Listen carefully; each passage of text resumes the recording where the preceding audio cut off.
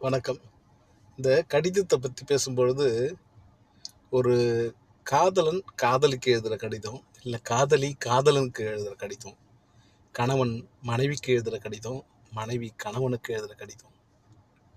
அதெல்லாம் ரொம்ப வேல்யூபிளான ஒண்ணா இருக்கும். இப்ப WhatsAppல அப்பப்போ சண்டை போட்டுக்கிறாங்க, பேசிக்கிறாங்க. டைவர்ஸே WhatsAppல முடிஞ்சிருது.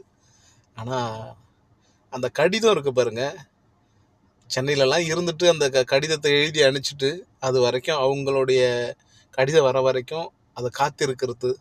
நம்ம கடிதம் போன பிறகு அத படிச்சு பார்த்துட்டு, அவங்க உணர்வுபூர்வமா அவங்க கடிதத்த திருப்பி எழுதி அனுப்பிச்சு, அத நம்ம படிக்கிறது வரைக்கும், அந்த உணர்வுகள் அப்படியே தேங்கி நிக்கும் பாருங்க மனசுல.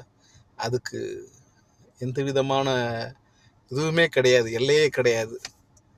கடிதத்துக்கு எல்லை கிடையாது. எழுத்துக்களுக்கு உணர்வு அதிகம்.